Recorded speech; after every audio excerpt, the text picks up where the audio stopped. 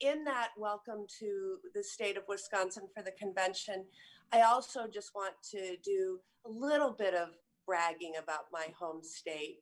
Um, Believe it or not, Wisconsin was the first state in the union to pass legislation protecting individuals on the basis of sexual orientation in matters of employment, education, public accommodations, and housing.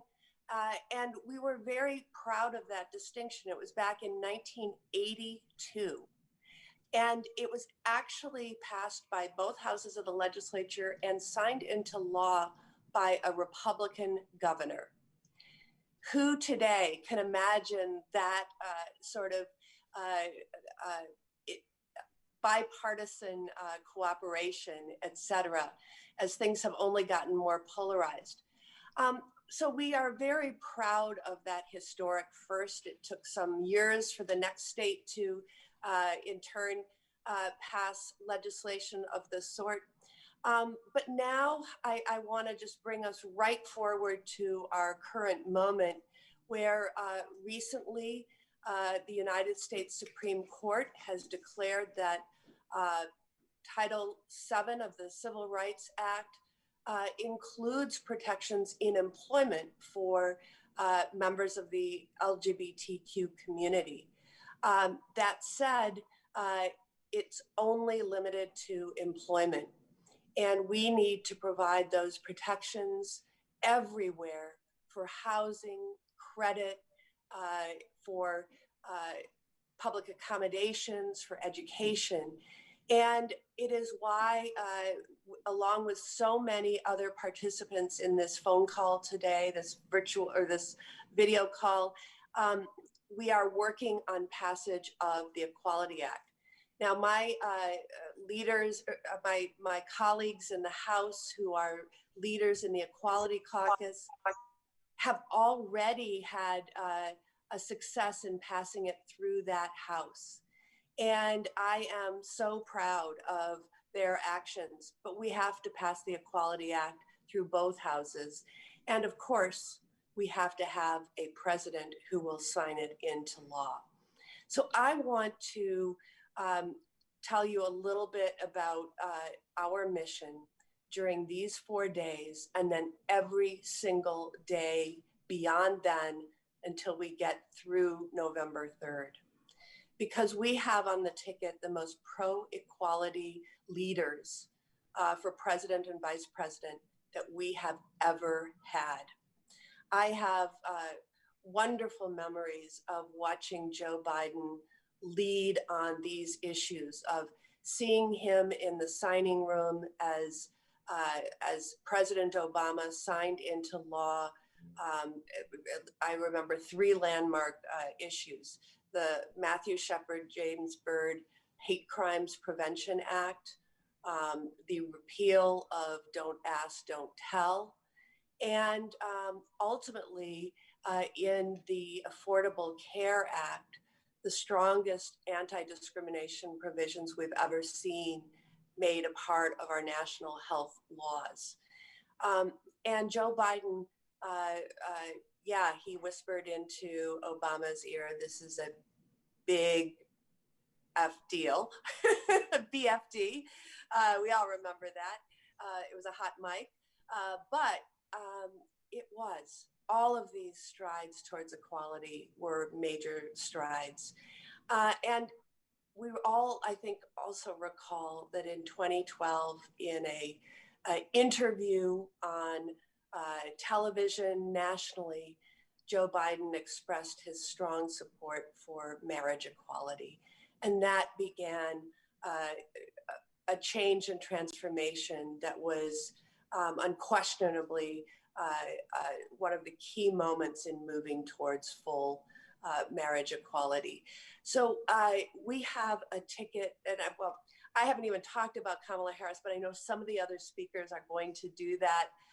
She is a friend and a colleague. She has executive experience as the Attorney General of California. She's been an incredible colleague in the Senate. And I will give one more Wisconsin anecdote. When I was running for re-election in 2018, Kamala Harris visited the state to help on my campaign, and we were able to attend the Pride Festival at Summerfest grounds together.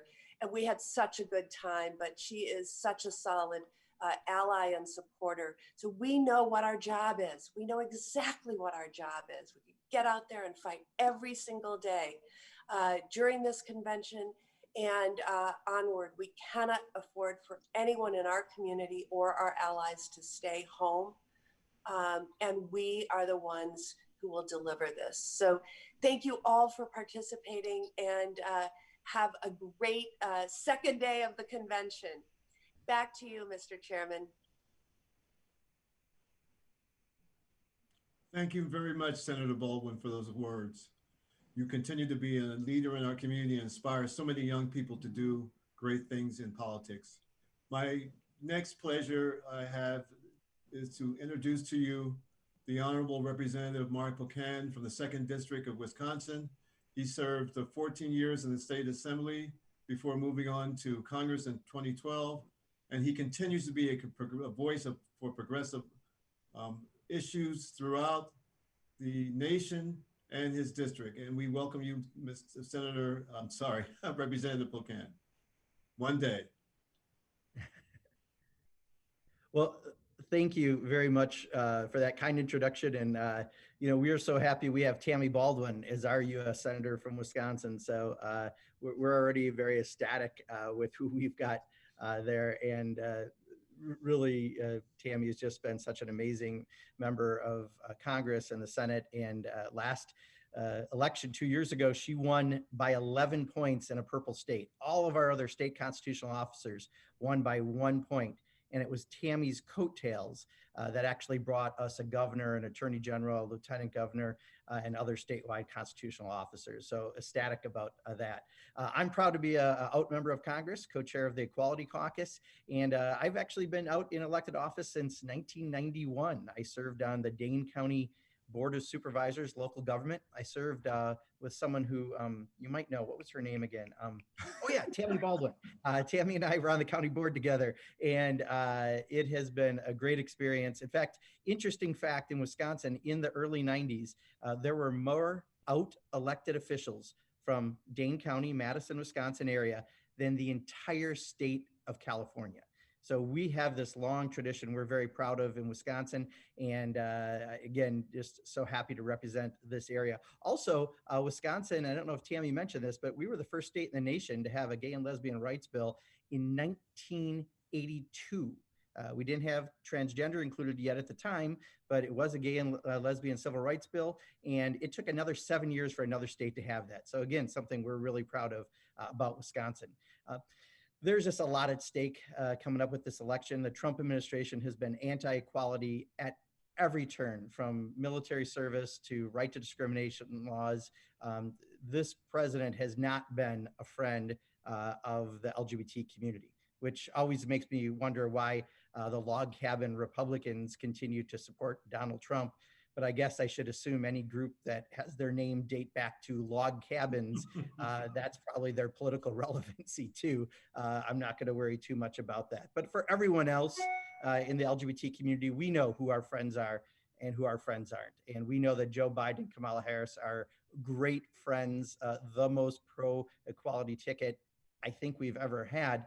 And the reason I say that is I just want to remind everyone, Joe Biden was the first person to support marriage equality back in 2012 on Meet the Press. This is before even Barack Obama. So Joe Biden has been there for our community. In fact, I forgot 1 year at a holiday party while Barack Obama was president, Joe Biden was there because Barack Obama was gone. And my husband and I took a picture with Joe Biden and his wife. And I forgot what my husband said to him. And all of a sudden he said, yeah, you guys got to go get him. And just, everything about his attitude has been extremely positive for the LGBT community. And we'll have that in a president. We also have that in the running mate. Kamala Harris has been amazing in her record as a U.S. Senator and as an Attorney General for the LGBT community. So I'm very happy to have those folks as our ticket, and really important that the legislation that we can pass with a presidency, a Joe Biden presidency, is enormous. The Equality Act, we passed that in the House with a slight bipartisan vote, but was a bipartisan vote. But basically, it would make sure that the majority of states that don't currently have protections for their LGBT citizens in things like employment and housing will have that through the Equality Act. This would take care of everything pretty much that's out there that wasn't covered by marriage equality, and you don't have those rights in a majority of states in this country. So you can get married on a Saturday, post your pictures on Facebook on a Sunday, and lose your job on Monday in a majority of states in this country. That bill will pass early in a Biden administration. Also, military service, making sure that everyone has that ability to serve, and he'll support inclusivity at all levels in his administration. I think the last thing I just want to say that's so important is about voting.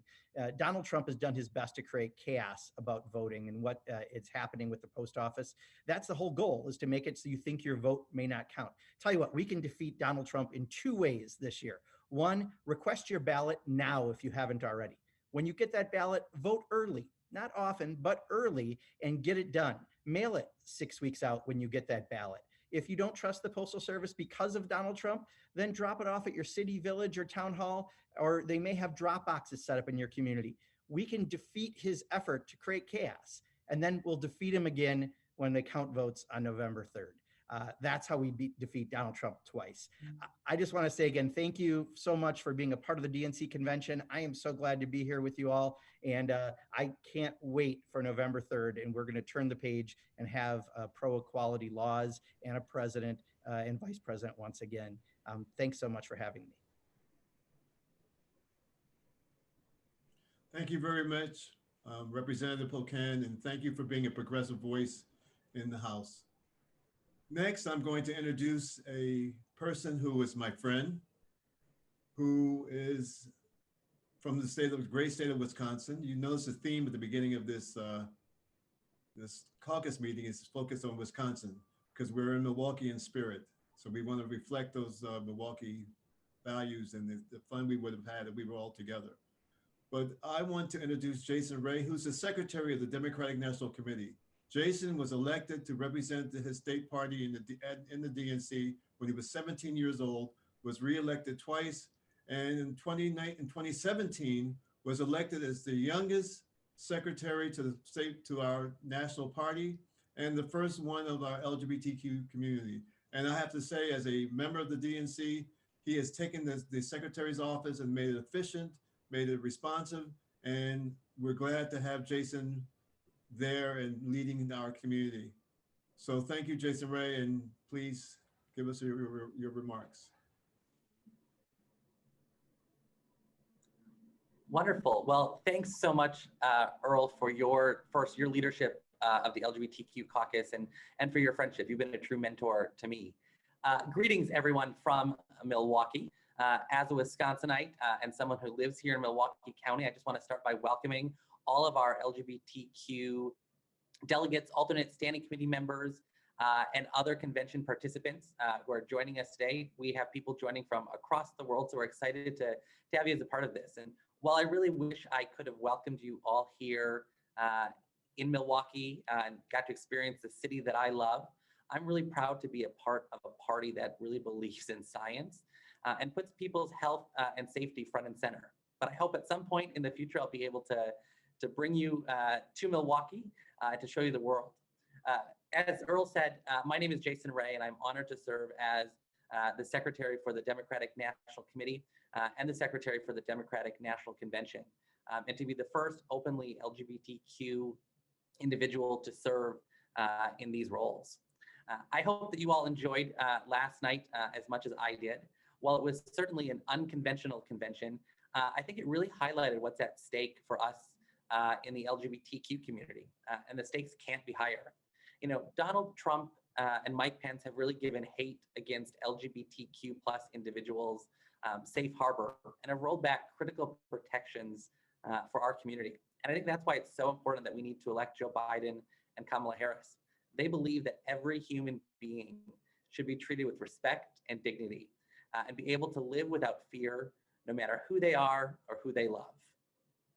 Now, tonight at the convention, I'm really excited to help direct our reimagined roll call, which is going to take convention viewers across all 57 states and territories. And over the course of 30 minutes, you're going to meet people who are, overcoming the chaos and crises of Donald Trump and are fighting for a better America each and every day. You're going to hear from delegates, parents, teachers, small business owners, and other activists who are really going to share their story as we officially nominate Donald Trump to become the next president of the United States. But certainly our work can't stop there or stop when this convention ends. Between now and November, we need each and every one of you to help be a part of this movement and make sure that we elect Joe Biden and Kamala Harris. Together, as a community, we can make sure that we elect leaders who believe LGBTQ rights are civil rights. Thank you again so much for being a part of this unconventional convention and for all the work that you are all going to do between now and Election Day. I can't wait for the opportunity to welcome you here to Milwaukee in the future and show you how inclusive and open our city is. But until then, I look forward to seeing you online and hope to see all of you again soon. Thanks so much, Chair Fultz. Appreciate the opportunity to speak today.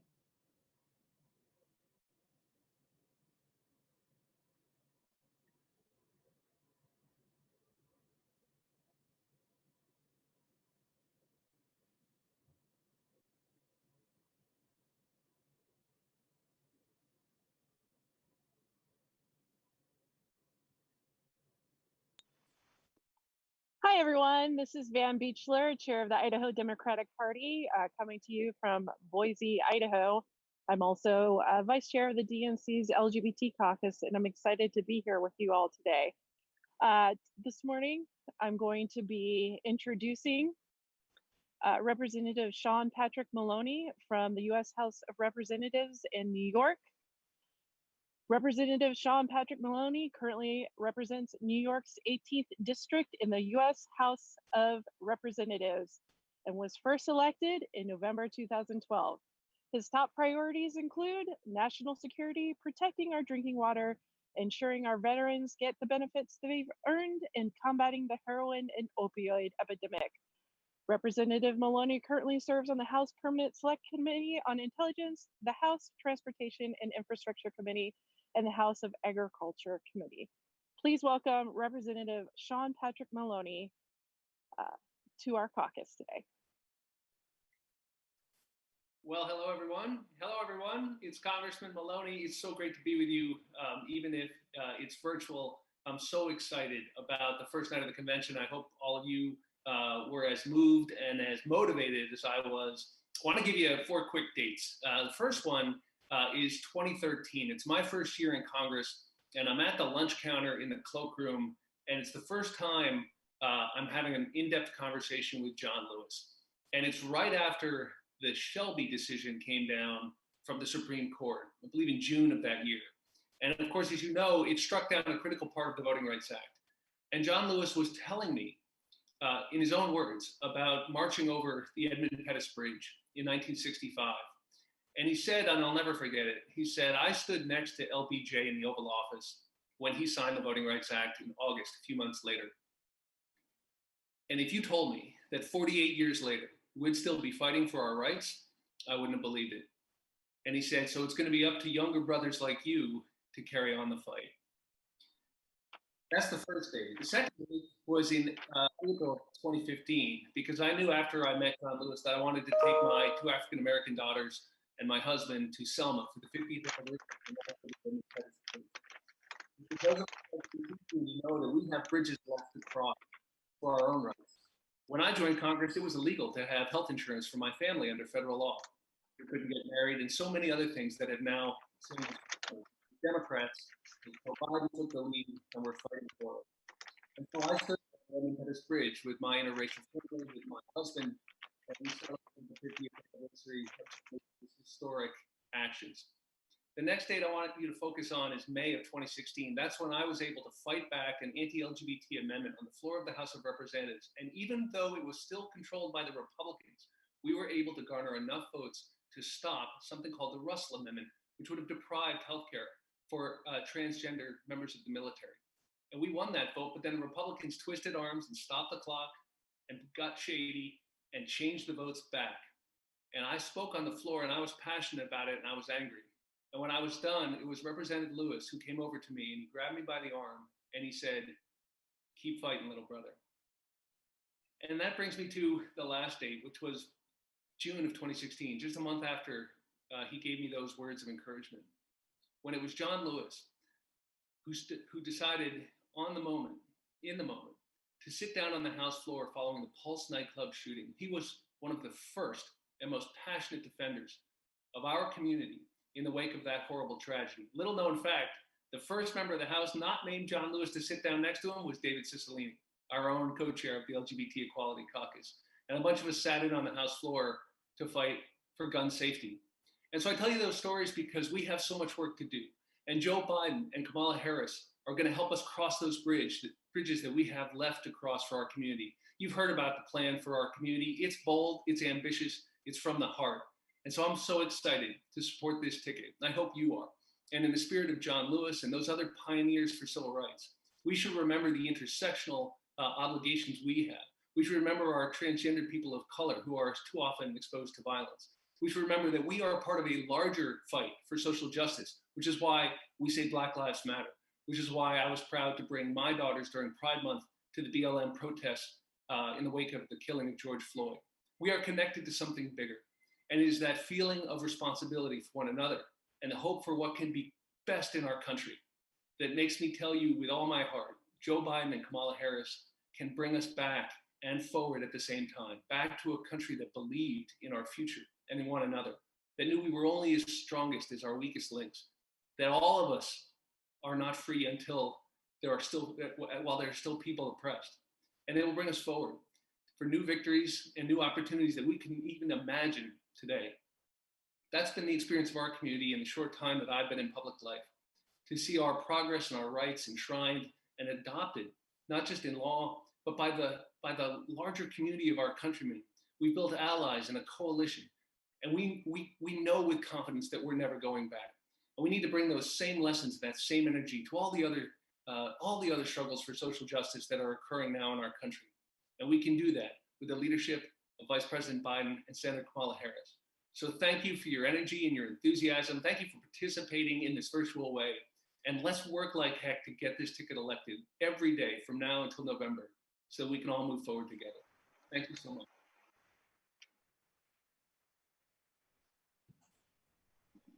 Thank you so much, Representative Maloney. We appreciate you being here.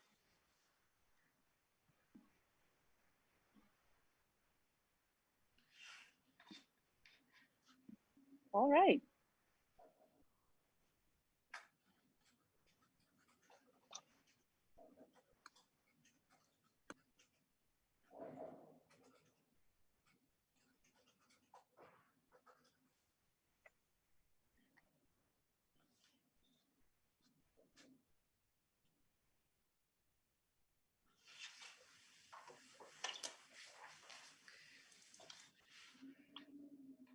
All right, everyone.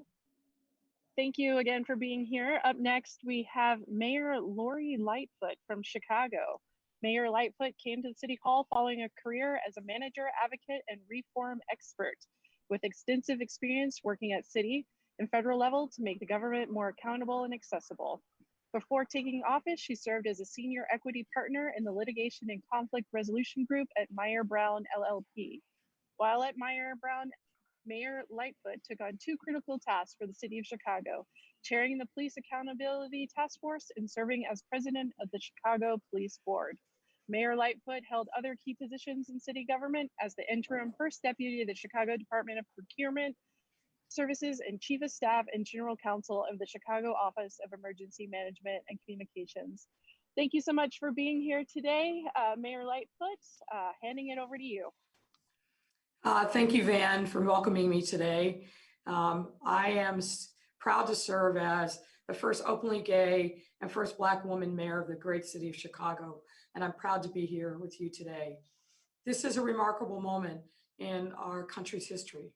I can't imagine that 20 years ago, we would have scores of out people all over the country elected to every public office in the land. I attended my first Pride event in the 1990s, in New York City. I had been focused on my own coming out journey. I really wasn't thinking then about a larger community.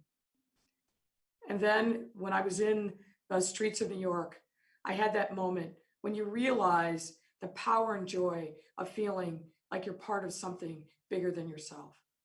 I found myself surrounded by mostly gay men chanting, "How many more have to die?" Now, of course, this was at the height of the AIDS epidemic, and it was devastating people in our community all across the country. But that moment, seeing the level of activism, but also the pain of a community that was being hard hit by that pandemic, made me think about something beyond myself. And I've never looked back. It was a lightning bolt moment for me. And those organizers, like the late, great Larry Kramer, who passed away just a couple of months ago, who refused to take no for an answer, who were furious, unashamed, and persistent in calling for funding, the research, the care, the drugs, the insurance, and the attention to this incredible crisis. They refused to accept anything less, and they demanded joy too. These folks woke me up, and that Pride Parade changed my life. It made me believe I could live my true, authentic self. And today, I am married to my wife, Amy, and we are raising our beautiful daughter. I ran for mayor to turn around the fortunes of people who had been locked out and left behind. I ran against a moneyed incumbent who then dropped out and the floodgates opened, and there were 14 of us that made it to the ballot. But I won in part because of the path blazed by our great heroes in our community all over the country who refused to take no for an answer. When I reflect on this history, I realize how the LGBTQ plus movement propelled me, gave me faith and inspiration and fire. I know that Pete and Tammy and so many in this virtual room have had their own lightning bolt moments because of the sacrifices and the hard work of so many. And it's amazing that we have come so far. But of course, we can't rest. We can't become complacent. We still have to be vigilant against discrimination, against hate, and against anti-LGBTQ violence. You all know these stories. In 2009, 27 documented murders against trans people. And so far in 2020, at least 26. And the year is far from over. We have to reach out to our people, generate more programs to aid those who are suffering from the impact of COVID-19 and ensure and its ensuing joblessness and loss of healthcare. And we have to keep fighting so that our young people have the support that they need to lead their own authentic lives. We in the LGBTQ plus movement have learned to fight for our rights. We've learned to fight like hell and to organize. We've learned to lead, and we have learned to care for one another. We have learned in the fire of an epidemic, and we built organizations to fight for us. I've had so many mentors and lots of help along my journey. And I had one special mentor who encouraged me to run for mayor, and it was known to some of you, and that's my friend, Michael Bauer. Mike was an advisor, an ace fundraiser, and a brilliant strategist. He became a beloved friend, and sadly, he passed away shortly after I was elected. It was like he stuck around long enough to see it happen. I know he'd be urging us today, go out there and beat Trump. Let's get Joe and Kamala into the White House and start repairing the damage and building anew. I hear Michael's voice every single day. So now we've got to intensify our efforts, protect our young people, support our social services that enable us to survive and to thrive. We build cultural organizations. Who's better than we are? Theater companies, dance troupes, choirs, and choruses. And the last frontier, we have even professional athletes who are out and proud. But what's stunning to me is the quantity and quality of political leaders. Van Beechler, leading the Democrats in Idaho, a lesbian mom and wife, in a place you'd really never think about us being out and proud, but also importantly in leadership, part of a larger revolution that's happening all over the country, not just in urban spaces. So our task is clear. We've got to keep fighting on. We've got to make sure that we do everything we can to get Joe and Kamala over the threshold. And it's my great pleasure to be part of this larger community, roll up our sleeves and fight towards victory. Onward, folks. We've got work to do.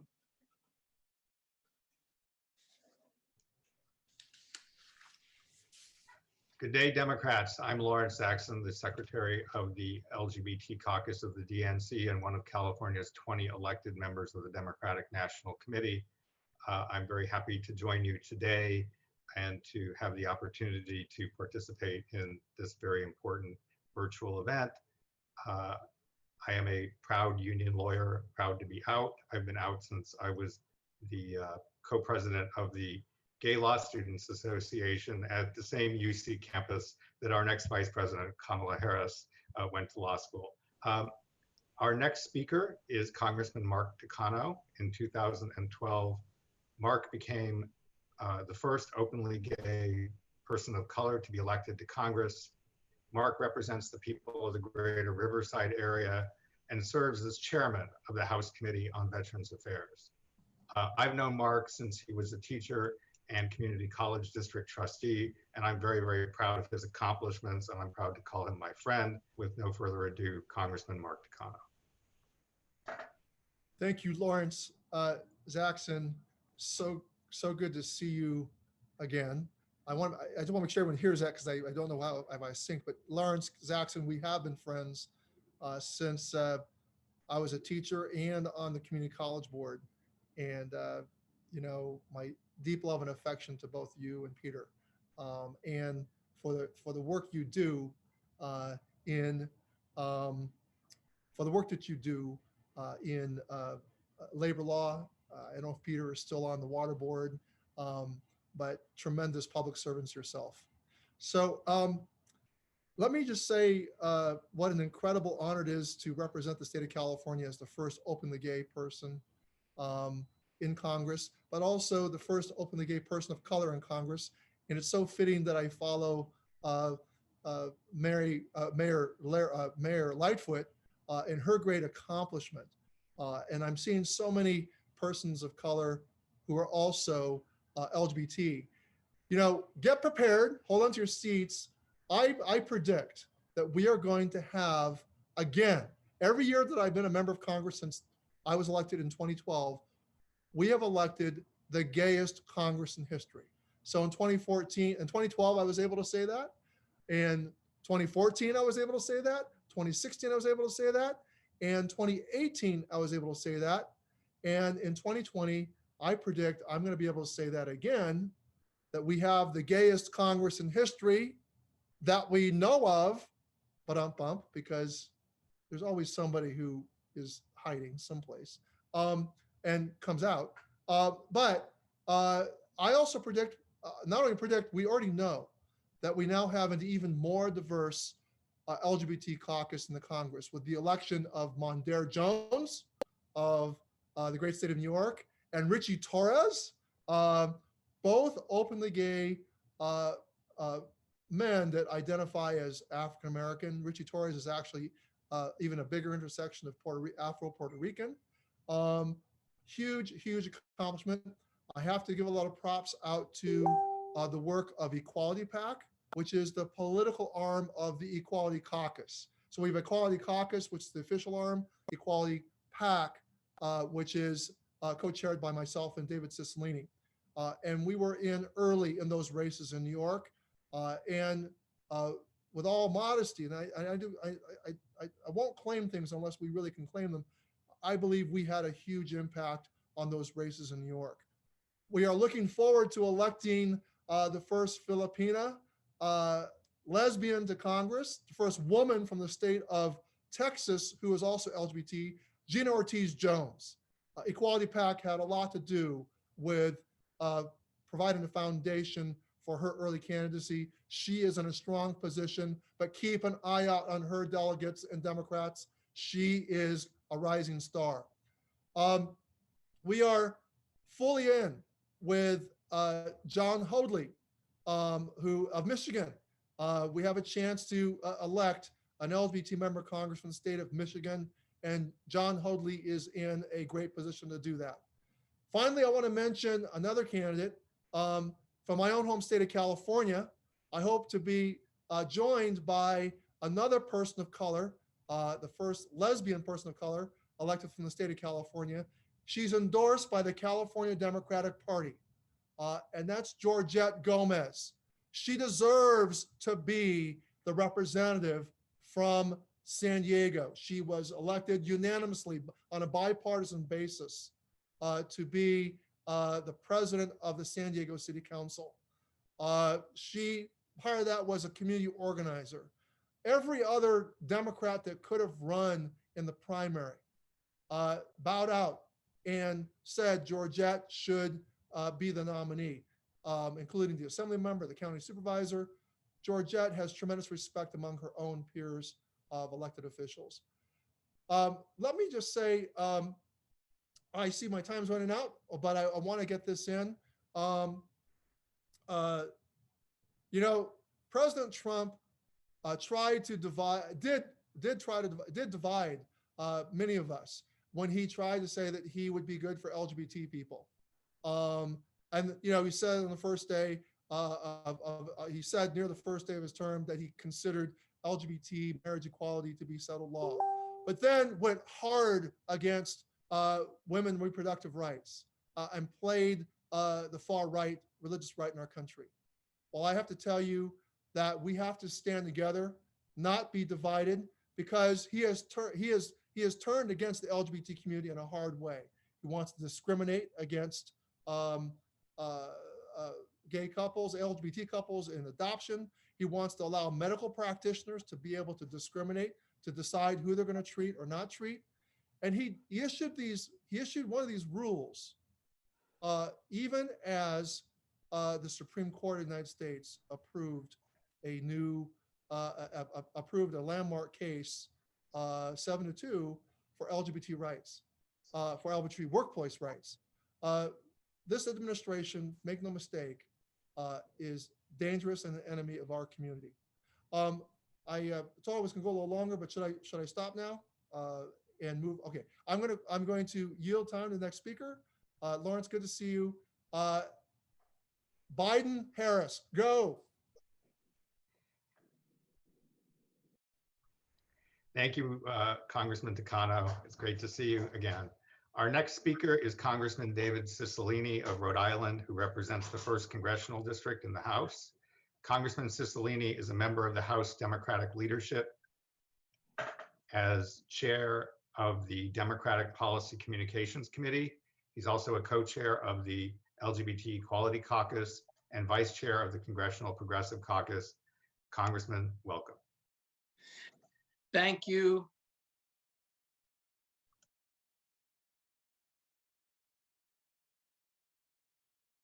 Thank you, Lawrence. It's wonderful to be with all of you and to say hello to the LGBTQ+ caucus. We are thrilled to be able to elect the most pro-equality candidate in the history of our country, someone who has a long record of fighting for the LGBTQ community. If you think about the progress that was made during the Obama-Biden years, real progress in our community, repeal of Don't Ask, Don't Tell, the Vice President's famous declaration of support for marriage equality on Meet the Press in 2012, and the unprecedented advancements in the protections of LGBTQ people in various walks of life at the federal level. All of that is under threat by the Trump administration that have rolled back protections for our community, have made it impossible for people to serve openly in the military, have attacked the transgender community, have made it difficult for agencies to provide adoption services to members of the LGBTQ community, and have rolled back important protections in education for LGBTQ students, particularly transgender students. So all of the progress that we have made is really at risk with 4 more years of the Trump-Pence administration. And we have in Joe Biden a real champion for our community, someone who has a long record of fighting for equality, someone who was an early supporter of the Equality Act, which I was proud to author in the House, which passed with the support of every single Democrat and is sitting on Mitch McConnell's desk, languishing like so much legislation that we've passed. And importantly, this is legislation which will make it illegal in this country as a matter of federal law to discriminate against someone based on sexual orientation or gender identity in employment, housing, public accommodations, jury service, credit, education, and federal funding. A fully inclusive, bold civil rights law that will achieve full equality for our community once and for all. Joe Biden will sign the Equality Act with the Democratic House and the Democratic Senate. And with Joe Biden as our president, it will become the law of the land. And so this is an important election for our country. It is not an understatement to say our very democracy depends on it, but our community has a special interest in this because we can elect a president and a vice president who have a long record committed to full equality for our community. And we're fighting against a president who has in every way undermined our efforts at full equality.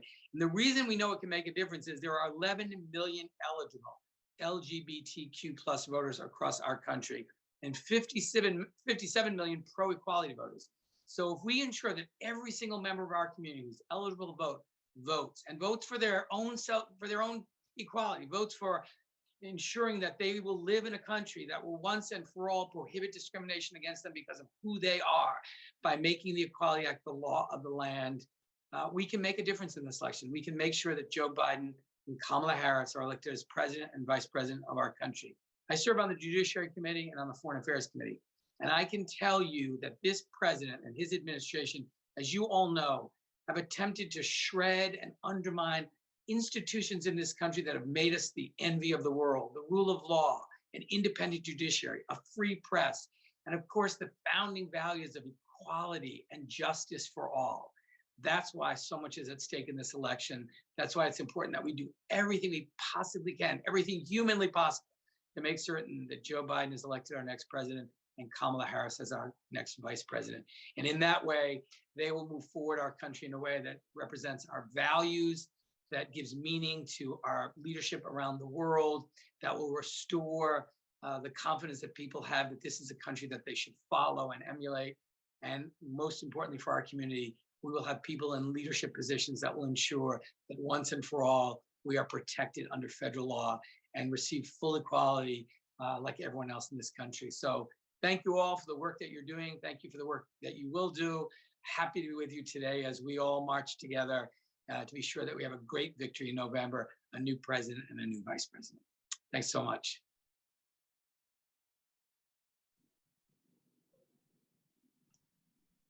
Thank you so much, Congressman.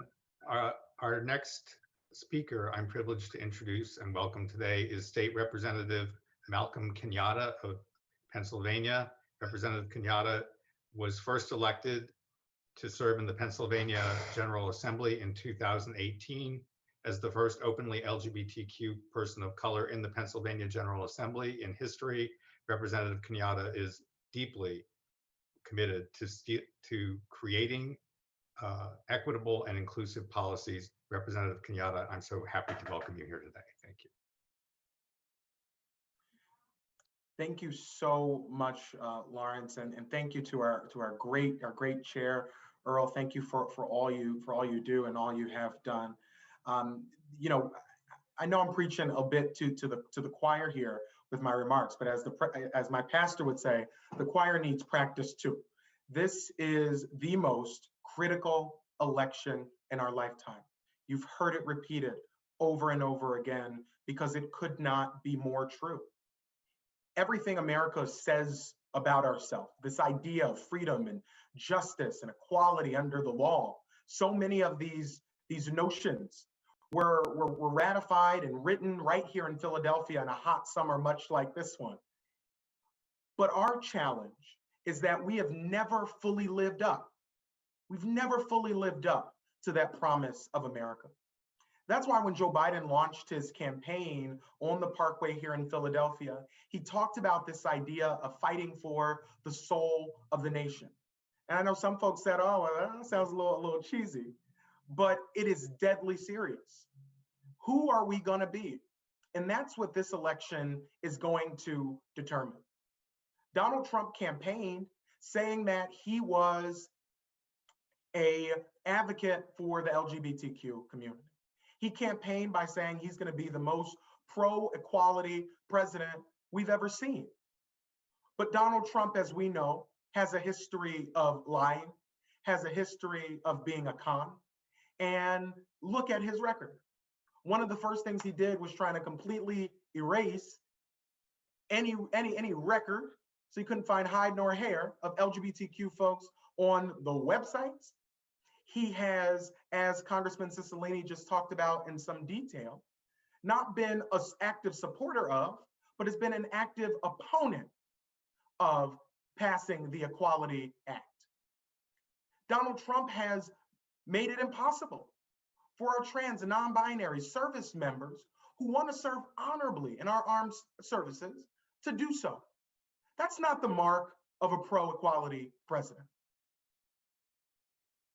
This election and the difference between the two candidates, somebody like Joe Biden, who has stood up and stood with our community for years and years, and in his running mate, Senator Kamala Harris, who had also stood shoulder to shoulder with our community. Juxtaposed to somebody like Donald Trump, who is dangerously dumb. We are sitting here right now on a Zoom call instead of all being together in Milwaukee because of his complete inability to manage this crisis, his complete and utter lack of competence. And not only does he not know anything, but he gets rid of anybody around him who actually knows something. That is not the mark of the type of leader that we need moving forward. I'll end with this note about the type of person Joe Biden is. Joe Biden is somebody who listens as well as leads. And I think that ability for a leader to listen has been something we have completely underrated as we go through the process of choosing chief executives, of choosing elected officials at all levels of government. A lot of times we look for people who talk a lot and say they have a lot of big ideas, but his ability to listen is key. My worst day since I've been elected to the state house here was getting a call that a young kid named Little Phil had died by suicide in my district. I introduced a bill called Phillips Law, actually with a Republican member, to completely change the way we do mental health service, the way we provide mental health services to our young people in school. I talked to Vice President Biden about this in New Hampshire. When the Vice President rolled out his LGBTQ plan, Phillips Law was front and center as one of the things he wanted to use as a national model. That's why leadership matters. That's why listening matters. That's why what you all are doing right now matters. I am just deeply grateful for this opportunity, deeply grateful for the LGBTQ folks who are stepping up, running for office, who are getting engaged like never before. If we vote, and if we vote like we've lost our minds, not only will we beat Donald Trump, but we will beat him in historic fashion. And I'm looking forward to doing that on November 3rd. Thank you all so much.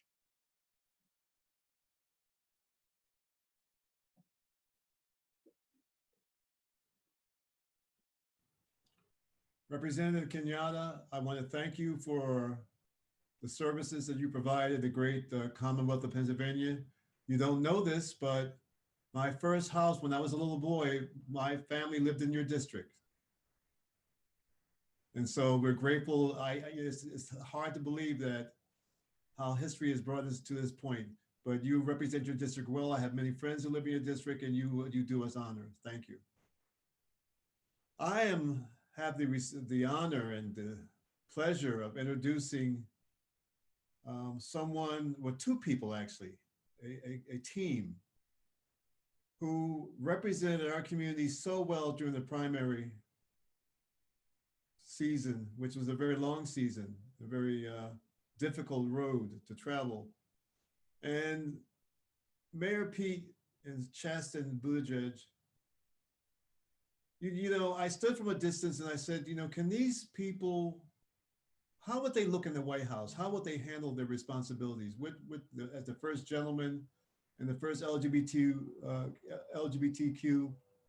president? How would they fit into the White House? And I think many people, when Obama were running for office, also had the same thought. What would it be like to have a Black president and a Black first lady in the White House? How would they fit? And the more I saw Mayor Pete, and the more I heard and saw his husband, I kept saying to them, my God, they could win. They would be honorable. They would bring dignity and respect back to the White House and back to our form of government. And Mayor Pete, you have raised the bar so high for our elected officials. You have given so many young LGBTQ people, and maybe not so young LGBTQ people, the hope that they too could be president of the United States. And you're a young man, and you too would, you know, I wouldn't doubt that down the road that you would be the president of the United States. And First Gentleman Chasten would bring dignity and honor and respect to the position. And I think that you would make us proud, and you have made us proud, and you will continue to make us proud by your accomplishments. And I'm honored and pleased to be able to introduce you and to present you to our LGBTQ caucus today. Thank you very much for all you've done and the sacrifices you've made on behalf of this country and this community. Thank you. Well, thanks so much, Chairman Folks. Thanks for your leadership and everything that you have done and everyone on this call has done for the causes and the candidates that we believe in. This is an extraordinary moment in the life of our country. And while it can feel like a dark moment, I think often it's the story of the LGBTQ community and our incomplete but ongoing struggle for equality that is an example of the hope and the potential of what leadership can do. You know, tonight's theme at the convention is leadership matters. And part of that is the leadership of Joe Biden. You know, it's easy to forget because of the pace of change that he was stepping out ahead even of our Democratic Party when he said that marriage equality ought to be the law of the land. And it's one of the reasons why when we are gathering to support Joe Biden and Kamala Harris, as well as our fantastic Democrats up and down the ticket, this is not just about what we're up against. We know what is at stake in defeating Donald Trump and Mike Pence, who I could tell you all kinds of things about, having gotten to know him all too well during his time as governor of Indiana. But it's not just that. Yes, what we are up against ought to be motivation enough. This is also about what we're for. It's about a chance to be for a leader who is driven by empathy, somebody who understands the need to make this a country where everybody can belong. And that path is one that has certainly shaped and changed my life. If you trace a line all the way back to Stonewall, when people led largely by Black trans women stood up in the face of police violence, all the way through to when a candidacy like mine, Chasten and me together campaigning across the country, something that would have been considered laughable, not just 51 years ago, but probably 5 years ago, and wound up having the chance to be the first openly gay candidate to win a presidential nominating contest, shows you the progress that's possible. But there are two things that we know, right? One, that progress is incomplete. We have an epidemic of violence against Black trans women. We still need a federal Equality Act. We see administrative actions on everything from health to international adoptions that are aimed squarely at tearing down the potential for equality for the LGBTQ plus community. So we know the progress is incomplete. The other thing we know is that progress is not permanent. And that's something we're being reminded of in our need to be allies to everyone raising voices to insist that this country live up to the truth that Black lives matter. All of the areas in American life where it has often been 3 steps forward, 2 steps back. These are the kinds of things that are at stake right now. It would actually take another 22,000 elected officials for there to be true proportional representation of our LGBTQ community in offices across the country. But we have amazing elected officials right now, amazing candidates. Honored to come on right after Representative Kenyatta, just one of so many of a new generation too. I can't believe I'm old enough to say this, but a newer generation coming up who represent such amazing potential and such amazing leadership today. And you know, we're not going to get caught treating the presidency like the only office that matters. We know that not only do we have to elect Joe Biden, Kamala Harris, president and vice president in order to get this country on the right track and secure equality and rights for our community, but also that so many of these decisions, so much of this power lies at the state level. at the school board level, even in mayor's offices, offices that we know as Democrats we need to organize for in the reddest of red and the bluest of blue states. And the LGBTQ caucus of the DNC has been on the forefront of that. And I'm standing on the shoulders of the work that so many of you have done. Chasten and I got to know so many of you on the campaign trail, getting to travel the country and see what's at stake from people our parents' age to people not yet old enough to vote. I know Chasten, that's a big part of your experience of the campaign too, and I know everybody's really excited to see you. I'm so glad you brought up school boards, because one of the things I enjoyed the most out on the campaign trail was talking with young people.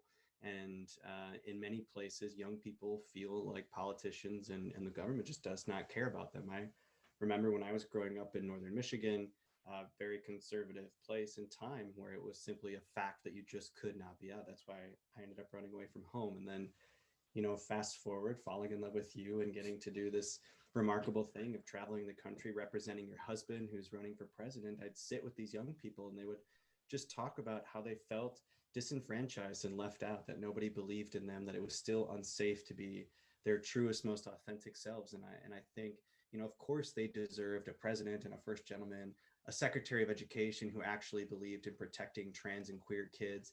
But what many kids also need is an empathetic school board member. So if you're thinking about trying to make change in your own community, it doesn't just have to come from Washington. They also need to look up to people in their own community and know that people there in their hometown care about them and see them and see their true dignity and worth.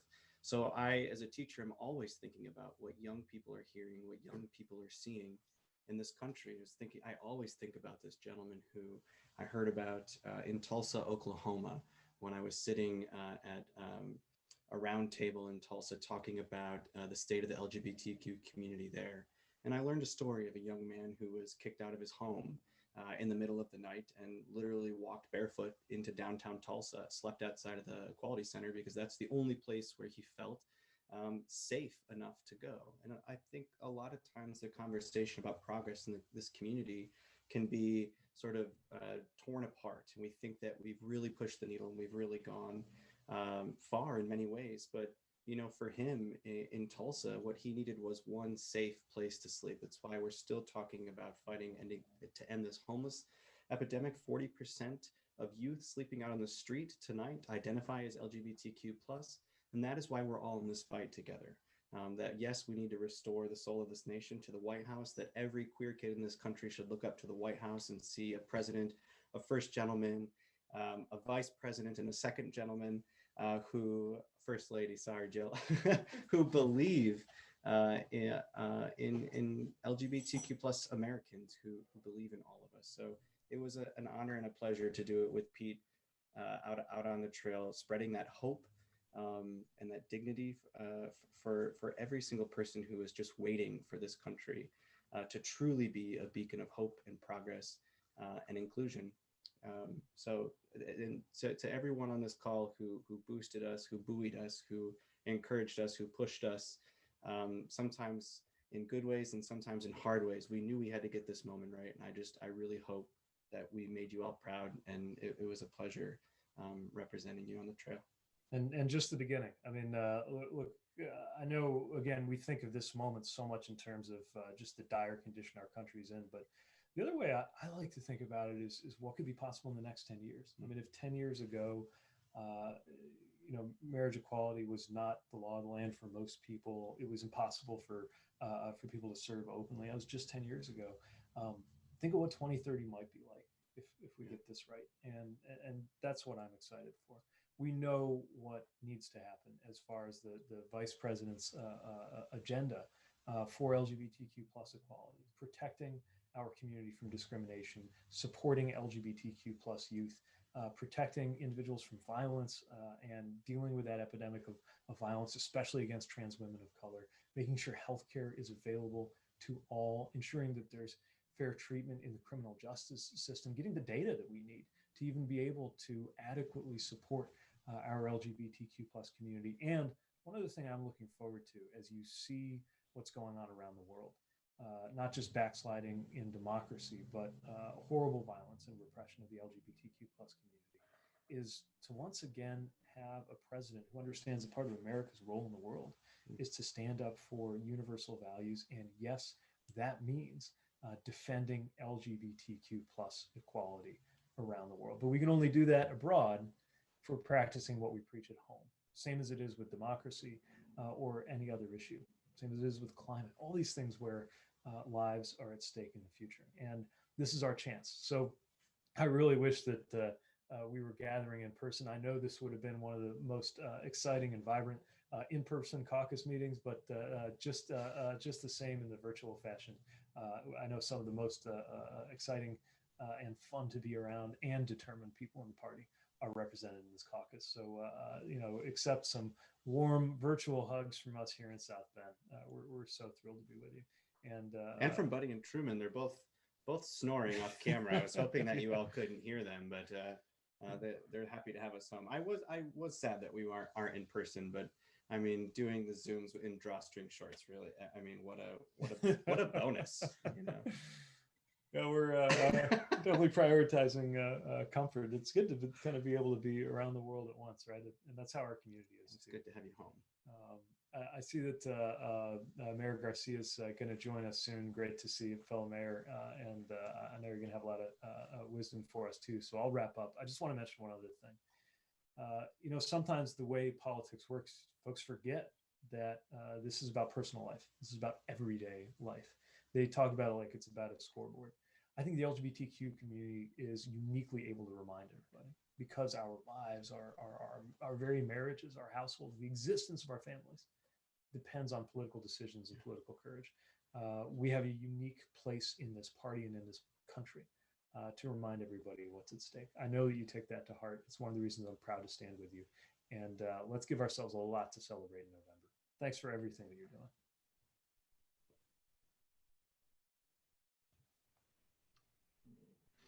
Thank you, Pete and Chaston. I want to thank you so much for shattering yet another glass ceiling. It's so important to all of us to see that people in our community can do anything. I'm very honored to next introduce a good friend of mine, Mayor Robert Garcia of Long Beach. Robert is an educator and the mayor of the city of Long Beach, which, like my home city, West Hollywood, is often overshadowed by the neighbor next door, the city of Los Angeles. But Long Beach is a tremendous city in its own right. Robert has a lot in common with my spouse, Peter. They're both alums of USC. Robert got his EDD at the Long Beach State University, which is where my spouse, Peter, teaches. And I want to really point out that Robert is so accomplished. He's on the LA Metro board. He is a leader in our LGBT community here in California, and we are very privileged to hear from him now. So, Mayor Garcia. Well, thank you, Lawrence. And hey, everybody. Good to see everyone. Thank you for all of your incredible leadership. Just obviously being a part of the caucus virtually this year is different, but it's also an exciting opportunity to reach that many more people. Obviously, amazing remarks by Mayor Pete and Chaston, heroes, of course, in our LGBTQ movement and making history across the country, of course, and of course not really the world. I mean, I've heard people everywhere talk about that race, so it's great to get some insight and to hear from everybody as well. So it's good to be with you guys. I just have a few just remarks. The first thing I just want to say is to the caucus leadership. Thank you for always bringing everyone together at our conventions. Even when it's virtual. This has been different to organize, but we're excited to fight for our rights. We are here to elect Joe Biden and Kamala Harris, President and Vice President of the United States. That is the most important thing. I want to start just by reminding us of the historic nature of this ticket, the most pro-LGBTQ ticket in the history of the United States and in our party. You have Vice President Biden, who, of course, as we've all been discussing, came out in favor of marriage equality and really nudged President Obama at the time to get there. And then, of course, we have Kamala Harris, who I wanted to start by just spending a little time on. So I'm from California, and us Californians could not be more proud of our home state senator. And people should know that what we have in Senator Harris and the next Vice President of the United States is someone that is not only going to break barriers as a woman of color, but someone that has been with us in this fight for a long time. It is part of her DNA and part of her core. Some of us that are here as part of this caucus will remember back in 2004. In 2004, me personally, I was closeted. I was a closeted young man trying to figure myself out, still unsure of who I was and what my own values were. But I remember watching the television and seeing then San Francisco DA Kamala Harris marrying gay couples in San Francisco and on the steps of City Hall. And if you think about that moment, there were two individuals that really stood out. One was Kamala Harris, and the other, of course, was our now Governor Gavin Newsom, who were out front of marrying LGBTQ couples when it was unpopular. In fact, back in 2004, the party, many in the party shunned that moment because they felt it had gone too far. But Kamala stepped forward, she broke barriers, and her career continued. And as DA, we've all kind of heard about her record, one where she really uplifted LGBTQ folks, which I think is really important to note, created special units within the department. We then, of course, saw her go to become AG, where she chose, of course, definitively to not defend Prop 8, which started a chain reaction of events, which, of course, led us to that Supreme Court decision that was so impactful for us, and myself included. I got married to my partner of 10 years because we were allowed to marry, and this country uplifted all of our rights, and we're grateful for that. And then, of course, as a senator, which she's currently, she's been our friend and supporter. And so, as a Californian, I just want to share that she is the real deal. She is a true ally to our community, and we're just excited to have her. And we know that Vice President Biden has nothing to prove with our community. He has been there for us and continues to speak out. And so we should be proud of that. The other thing to remember as LGBTQ plus people is what's at stake in the election.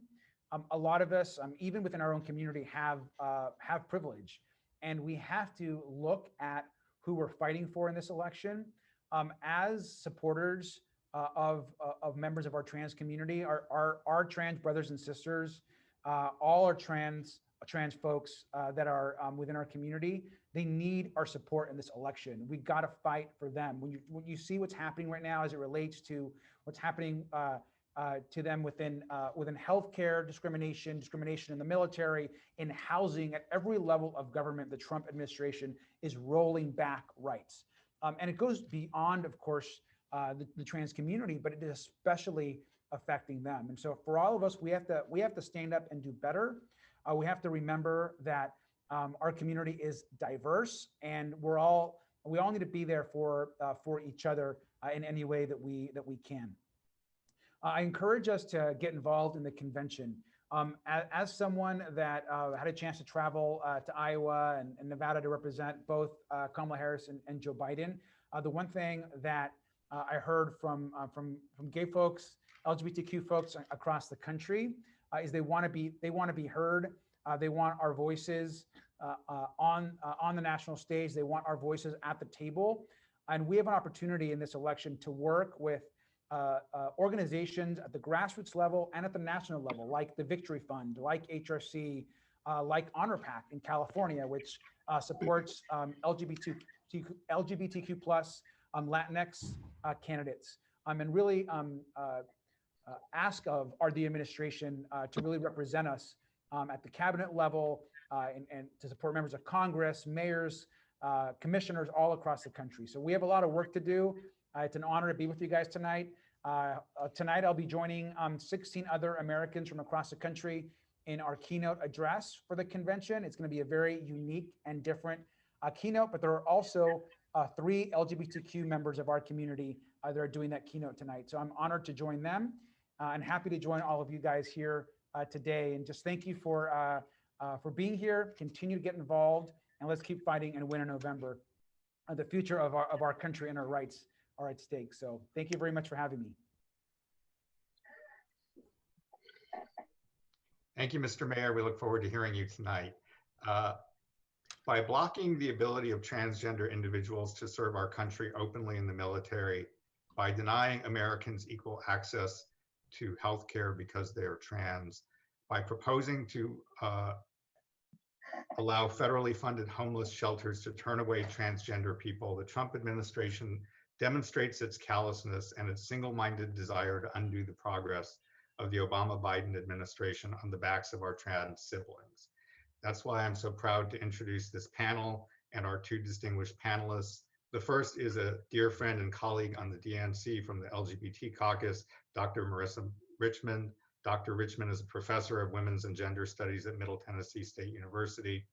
She's a transgender woman and activist.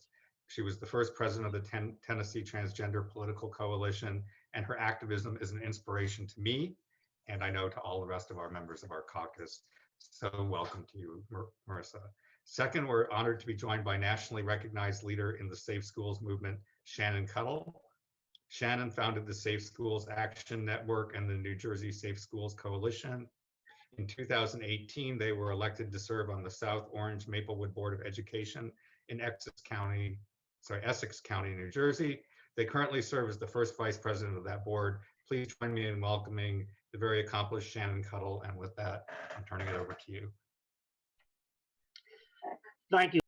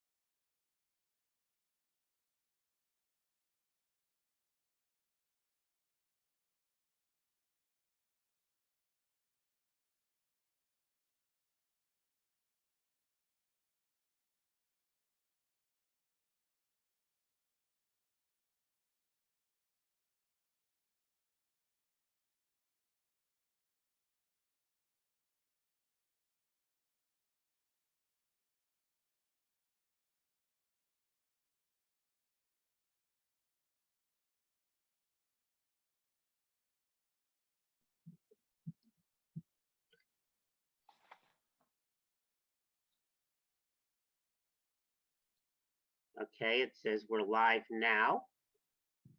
Hello, everybody. I'm Marissa Richmond, here with Shannon Cuttle. I'm in Nashville, Tennessee, and we're here. We've got a slide presentation coming, and we're just waiting for that to get loaded.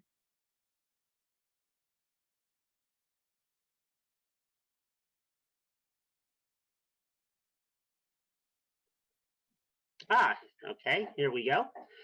We're here today to present the Jane Fee Award. Jane Fee was the first openly transgender delegate from the state of Minnesota back in 2000. Jane is a veteran of World War II, was instrumental in helping pass the transgender non-discrimination ordinance in her home city of Minneapolis, one of the first cities in the country to have a fully inclusive non-discrimination ordinance.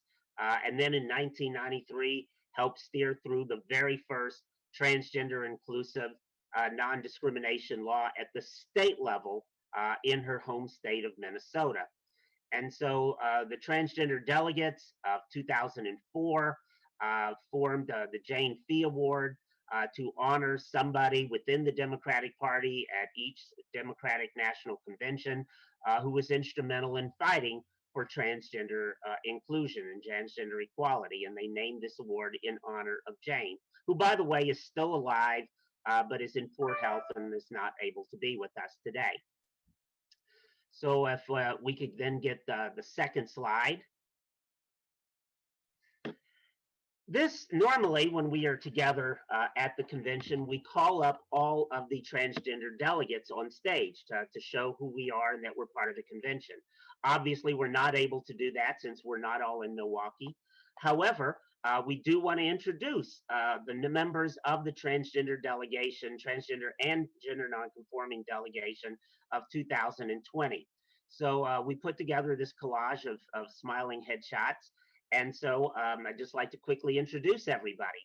On the top row, starting on the left, we have Justin Neiman from North Carolina, Wendy Ella May of North Carolina, Alec Momeni Dupree of New Hampshire, Jean Smith of Indiana, Emily Ann Ward of California, Nathan Broomer of Florida, Mara Glupka of Minnesota, Brenda Churchill of Vermont, Council Member Rosemary Ketchum of West Virginia, one of our elected officials, and Michelle Reicher of Oregon. In the middle row, again starting on the left, we have Dejalyn Alvarez of Pennsylvania, Chanel Haley of Georgia, Council Member Veronica Pejril of Indiana, and Veronica is the one who put together this collage for us. Megan Stabler of Texas, a member of the Platform Committee this year, Shannon Cuttle, Jay Moyer of Kansas, Marissa Richmond in Tennessee, that's me, Alfred Twu of California, who holds the distinction of becoming our very first AAPI delegate in the Trans Caucus, and then Melissa Schuen Mallory, also of California. Then on the bottom row, we have Jason Boxer of California, Council Member Lisa Middleton of California, Brianna Westbrook of Arizona, Charlotte Clymer of the District of Columbia, David Senseman of Minnesota, Leslie Phillips of Massachusetts, Narissa Jimenez Petchumras of North Carolina, Monica Nemeth, who is a member of the District of Columbia Advisory Neighborhood Commission, Jose Caballero of California, and then our longest serving member, Melissa Scalars of New York, who was here in her 5th consecutive convention. Also not pictured is Nick Harris of Florida, Mason Armstrong of Idaho, Colin Platt of North Carolina, and we want to give a shout out to last night's speaker, Delegate Danica Rome of Virginia. Next slide, please. The first Jane Fee Award was given in 2004 by the transgender delegates that year, and that recipient was Scott Safier of Pennsylvania. I searched hard for a picture from 2008. We couldn't find one, but that winner was Rick Stafford from Jane's home state of Minnesota. In 2012, the recipient was Brian Bond of Missouri, And then in 2016, we gave 2 Jane Fee Awards, the first to Congressman Mike Honda of California, and the second one to Chairman Ray Buckley of New Hampshire. And at this point, I'm going to turn it over to my colleague. Shannon Cuttle, as you heard earlier, is a member of the South Orange Maplewood School Board in New Jersey and holds the distinction this year of becoming the very first elected official to become a transgender delegate. And this year is one of our 6 elected officials serving as a transgender delegate. So Shannon, take it away. Thank you, Dr. Richmond, and thank you to the chairman and our esteemed colleagues and elected officials joining us here today on this momentous occasion for our caucus meeting. I would like to go to the next slide, please.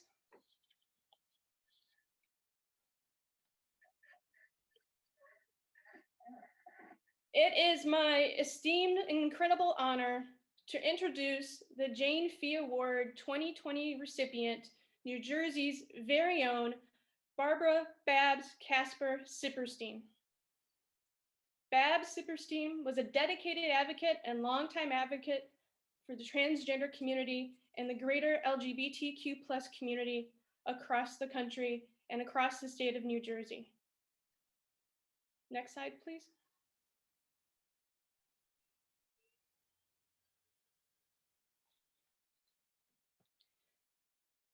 Babs Sipperstein was New Jersey's first transgender delegate to the Democratic National Convention. Babs became the first openly transgender member of the Democratic National Committee in 2009 and served on the executive committee of the Democratic National Committee from 2011 through 2017. Babs also served as deputy vice chair of the New Jersey Democratic State Committee, vice president of the bipartisan Women's Political Caucus of New Jersey, the political director of Gender Rights Advocacy Association of New Jersey, president of the New Jersey Stonewall Democrats, co-chair of the National Stonewall Democrats Federal PAC Board, vice chair of Garden State Equality, and as a member of the New Jersey Civil Union Review Commission. Babs was also a small business owner and a veteran. Next slide, please.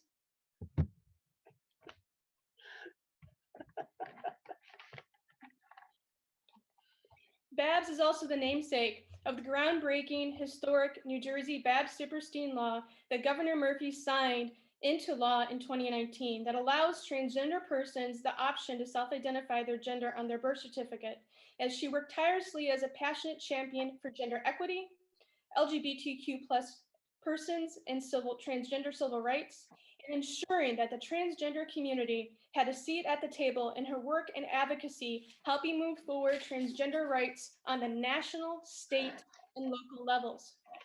Babs was instrumental working with other leaders to help forge the DNC Transgender Caucus and LGBT Caucus, and Babs was a force that was able to galvanize both sides of the aisle, always working to ensure transgender and LGBTQ+ rights. During her life, she touched so many lives in so many ways. On a personal note, Babs was a dear friend, mentor, and colleague to me as we championed the Anti-Bullying Bill of Rights, supporting inclusive, safer schools, inclusive education curriculum, the New Jersey ban on reparative therapy, ending Don't Ask, Don't Tell, and supporting marriage equality. When I was thinking of running for office, Babs was the first person who encouraged me to do it. And on election night, she was the first person to call me to say, "We did it."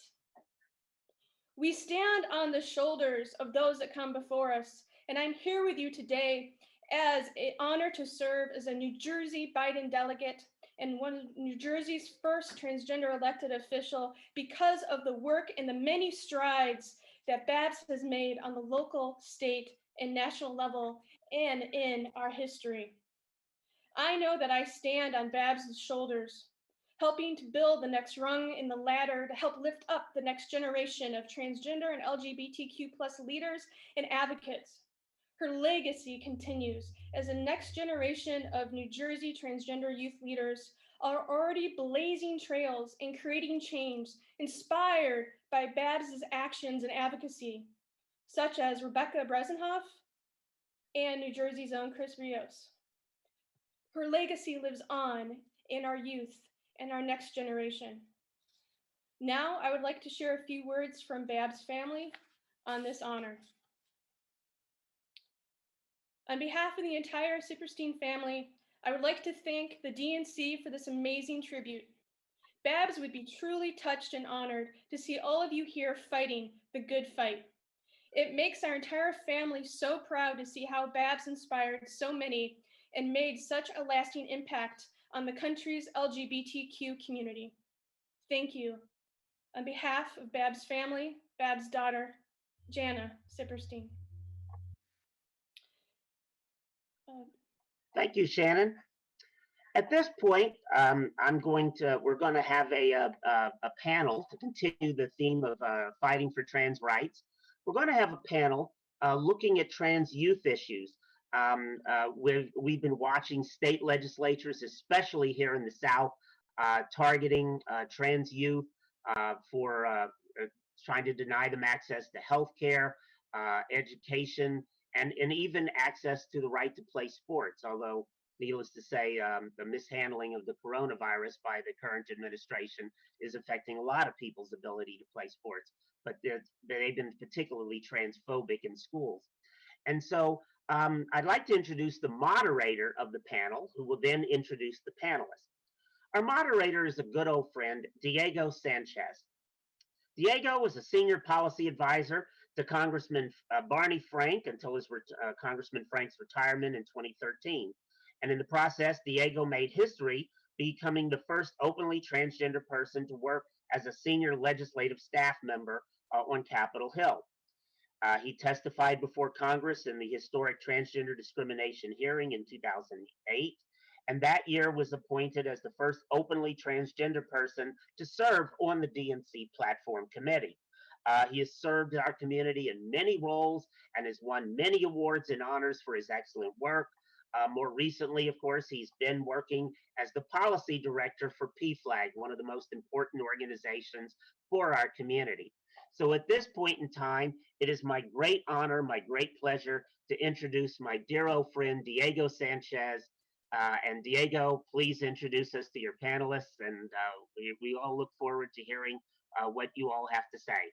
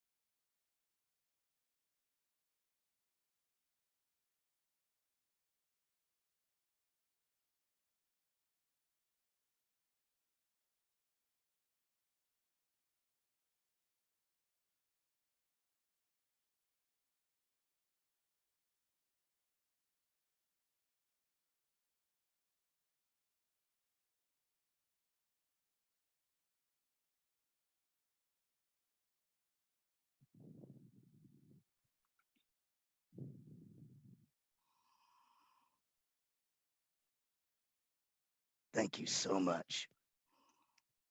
Dr. Richmond, thank you so much. And also Chairman Folks, welcome everyone to Raising Up Transgender Youth and Young Adults, Resilient and Relevant, Fierce and Fighting.